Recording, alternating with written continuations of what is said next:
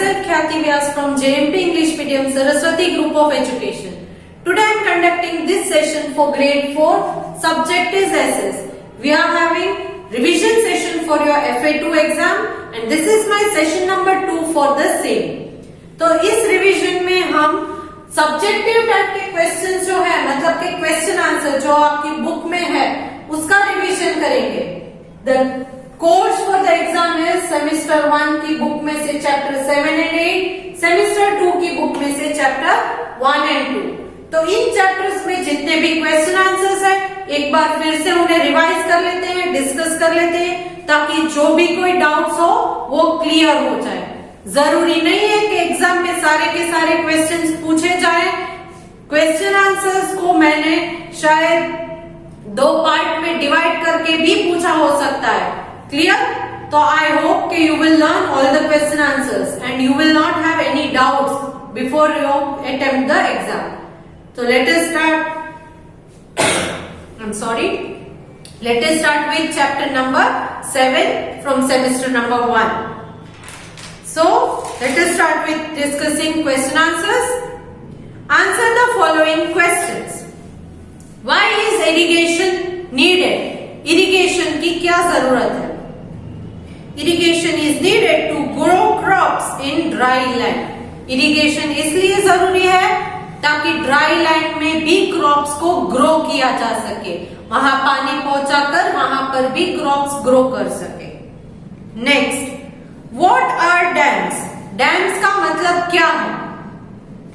Dams are walls built across a river to hold back the flow of water. River के cross इन्हें construct किया जाता है. क्यों? ताकि वाटर को फ्लो होने से स्टॉप कर सके, बचा सके. These walls have special gate called sluice gates, which can be opened and closed to control the flow of water. इनमें स्पेशल गेट्स लगे होते हैं जिनको स्लुइस गेट बोलते हैं, जिससे इनका फ्लो, पानी का फ्लो, अगर आप पानी को फ्लो होने से बचाना चाहते हो तो गेट को क्लोज कर दीजिए. अगर बहुत ज्यादा पानी है तो गेट ओपन कर दे तो वो फ्लो हो जाएगा. Clear? Next, What is a multi-purpose project? Multi-purpose project का मतलब क्या है?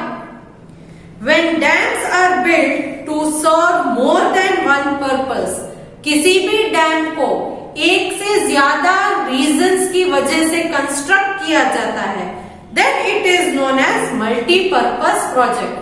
तब उस डैम को multi-purpose project कहा जाता है. Next, how many types of soil are found in India? Name them. India में कितनी टाइप की सॉइल है और उनके क्या नाम हैं? Answer is there are 6 type of soil found in India. They are alluvial soil, black soil, red soil, laterite soil, mountain soil and desert soil. Clear? Next, how can we prevent soil erosion? Soil को इरोड होने से बचाने के क्या क्या तरीके हैं? किस तरह से हम सॉइल इरोजन को रोक सकते हैं? सॉइल इरोजन मतलब जो सॉइल निकल जाती है उस जमीन के ऊपर से फ्लो होके या हवा के साथ उड़ जाती है, तो उसे प्रिवेंट कैसे कर सकते हैं? Soil erosion can be prevented by planting more trees, ज्यादा ट्री ग्रो करने से, and ensuring that large number of trees are not cut down. और ट्री को कट नहीं करना है. जहां पर ट्री नहीं है वहां ट्री को ग्रो करना है और जहां ऑलरेडी बड़े बड़े ट्रीज लगे हैं उन्हें कट नहीं करना है. Overgrazing by animals should also be avoided. एक ही जगह पर एनिमल्स जाके ये सारे प्लांट्स को खा जाते हैं तो उसे ओवरग्रेजिंग कहते हैं, तो ये भी स्टॉप करना है. Clear? Next, Rahul has installed rain water harvesting system in his house. Rain water harvesting मतलब क्या? बारिश का पानी जो है उसे स्टोर करके रखना, तो उसे रेन वाटर हार्वेस्टिंग कहते हैं. तो राहुल ने अपने घर पर रेन वाटर हार्वेस्टिंग का सिस्टम लगाया हुआ है. Do you think he is conserving water? क्या इससे वो पानी को बचा रहा है? Answer is yes, he is conserving water. हाँ, वो पानी को इस तरह से बचा रहा है। So now let us move on to the next chapter's question answer. Chapter number 8. अब chapter number 8 के question answer रिवाइज कर लेते हैं। Question 1. Where was the Indus Valley civilization located? Name two important sites of the civilization. Indus Valley civilization कहाँ पर था और इस civilization के दो important cities का नाम क्या है? ओके, तो पहले लोकेशन फिर सिटी के नाम। The Indus valley civilisation was located on the banks of river Indus. Banks मतलब किनारा, किसी भी नदी का किनारा, तो उसे बैंक कहते हैं। So it was located on the bank of river Indus. It stretch from north west India to present day Pakistan. North western India से आज का जो पाकिस्तान है वहां तक ये एक्सटेंड करता था। The two important cities of the civilisation were Harappa and Mohenjodaro. और टू इंपोर्टेंट सिटीज कौन कौन से थे? Harappa and Mohenjodaro. Clear? Next, who came to India in 326 BCE and why? 326 BCE में इंडिया कौन आया था और क्यों आया था? आंसर इज इन 326 BCE मतलब कि before common era, Alexander the ruler of Macedonia, Alexander नाम का आदमी जो मैसेडोनिया का रूलर था, राजा था, came to India to conquer. वो भारत आए थे, क्यों? ताकि वो भारत को अपना देश, अपना बना सके। वो इंडिया को अपने कंट्रोल में लेना चाहते थे। Next, who founded Mughal rule in India? India में मुगल रूल की फाउंडेशन मतलब कि किसने सबसे पहले स्टार्ट किया? Answer is Babur founded the Mughal rule in India. सबसे पहले बाबर ने मुगल रूल स्टार्ट किया था इंडिया में। Next, who defeated Sirajuddaulah and when? Sirajuddaulah को किसने डिफीट किया था और कब? The British defeated Sirajuddaulah in 1757 CE, sorry. तो 1757 CE में ब्रिटिशर्स ने सिराजुद्दौला को हराया था। Clear? Next, who was the most powerful leader of the freedom movement? What did he do? Freedom movement, Bharat को आजादी दिलाने के लिए जो लड़ाई लड़ी थी, उसमें सबसे पावरफुल लीडर कौन थे और उन्होंने क्या किया था? Answer is Mahatma Gandhi was the most powerful leader of the freedom movement. He organized a number of movements to force the British to leave India. उन्होंने बहुत सारे ऐसे मूवमेंट्स बनाए थे जिसका वो ब्रिटिशर्स को फोर्स कर सके कि आप इंडिया छोड़ के चले जाओ। He used peaceful method and protest. Peaceful मतलब शांति का रास्ता अपनाया था, लड़ाई झगड़ा का नहीं। सच एज सत्याग्रह, कौन कौन से रास्ते अपनाए थे, कौन कौन से मूवमेंट्स? ये थे Satyagraha, which was based on the principle of truth and non violence. और सत्याग्रह कैसे किया था? सच्चाई और नॉन वायलेंस मतलब अहिंसा के मार्ग पर चलकर, किसी को मारामारी करके उन्होंने नहीं किया था। Next, look at the picture of the great bath and the granary in the lesson. What do you think these were used for? ये ग्रेट बाथ और ग्रैनरी किस यूज के लिए बनाए गए थे? Answer is great bath may have been used for religious purpose. कोई religious purpose के लिए बनाया गया था great bath. And the granary to store extra grain, और ग्रैनरी को एक्स्ट्रा ग्रेन्स को स्टोर करने के लिए बनाया गया होगा। Clear? Now let's move on to the next chapter, that is your semester number 2's chapter number 1. Let us discuss the question answer part. Question A. Why is India called agricultural country? India को agricultural country क्यों कहा जाता है? India is called an agricultural country because 3/5 of its population depends on agriculture. क्योंकि India की total population को 5 part में अगर डिवाइड कर दो तो उसमें से 3 पार्ट जितने लोग तो एग्रीकल्चर ही करते हैं. Next, explain the terms food crop and cash crop with example. Explain the term food crop and cash crop. Food crop and cash crop यहाँ पर 2 पूछे हैं. हो सकता है कि एग्जाम में मैं ये पूछूं explain the term food crop with example, सिर्फ एक ही, या तो ऐसा भी पूछ सकती हूँ explain the term cash crop with example. तो हो गया ना, एक ही क्वेश्चन के 2 क्वेश्चन मैंने बना दिए. तो इस टाइप के क्वेश्चन भी मैं एग्जाम में पूछ सकती हूँ. So be ready for that. Answer, food crops, crops grown for human and life stock consumption. Consumption मतलब खाने के लिए. For example, rice and wheat. Clear? Cash crops. Crops grown for selling are called cash crops.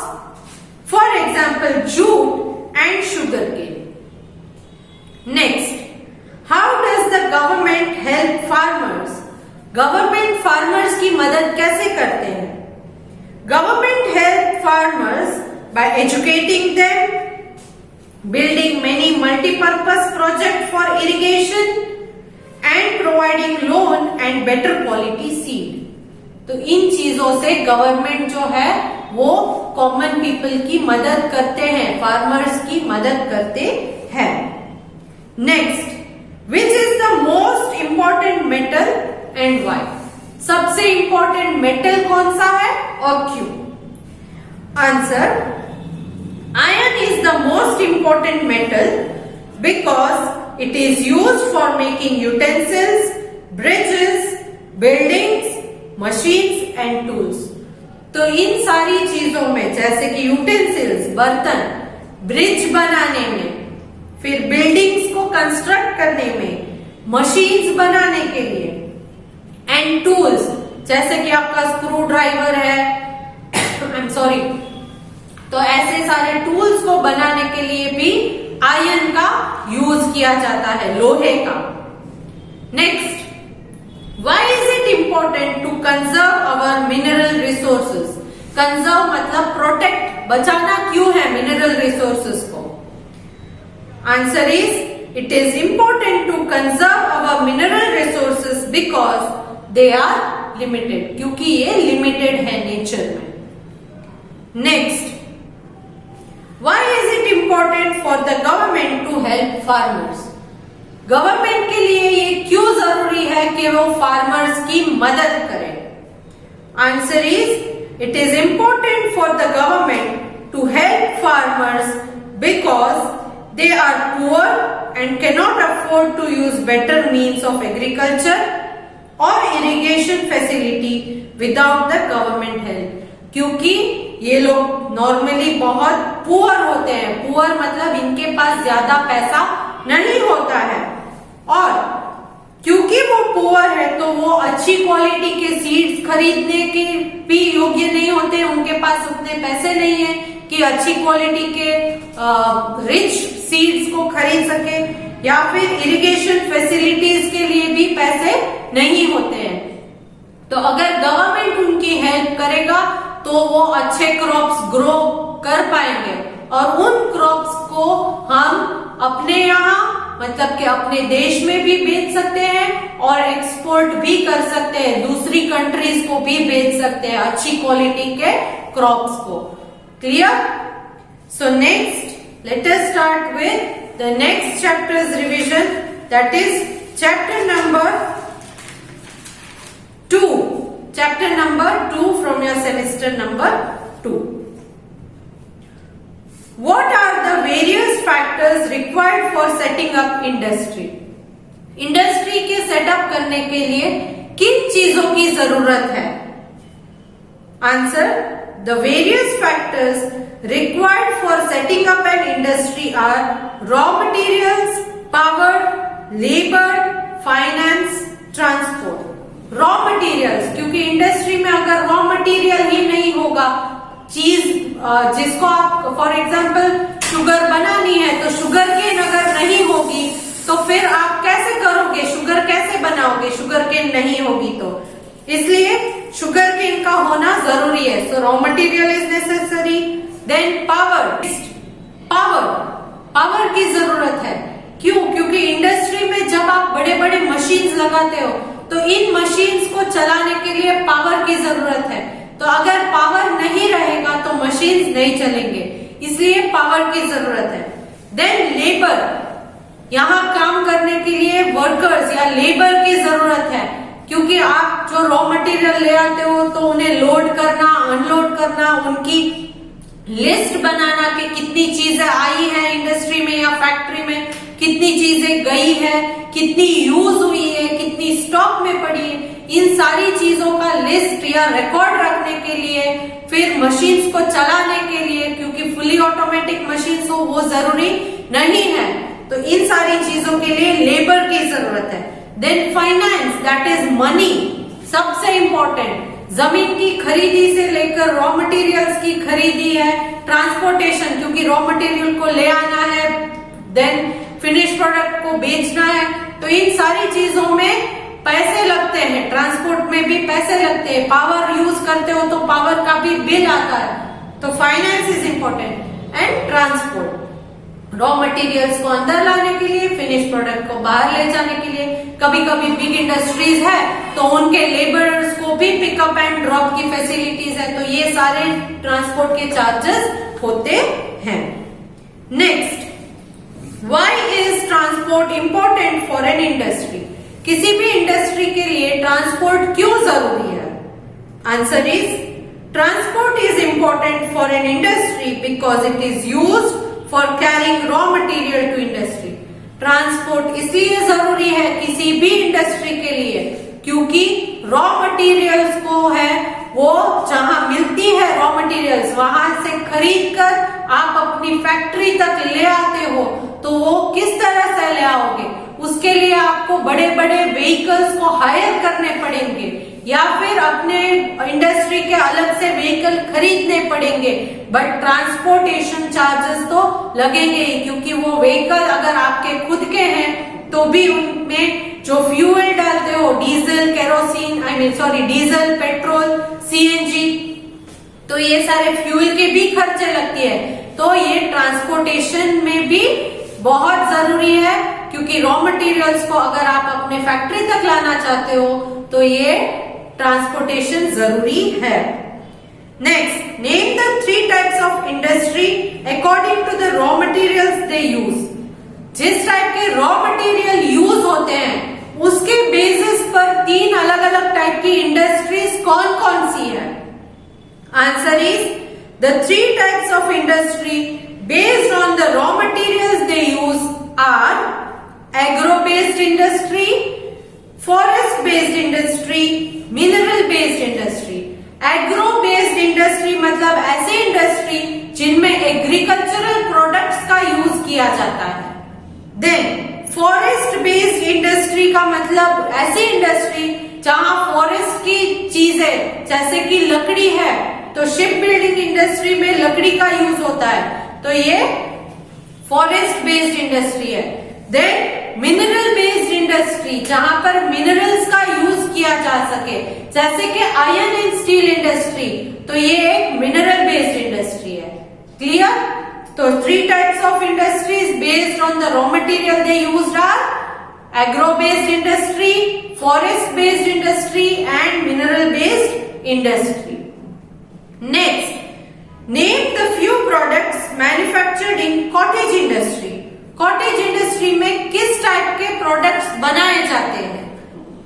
Example of products manufactured in cottage industry are, कौन कौन से product बनाए जाते हैं कॉटेज इंडस्ट्री में?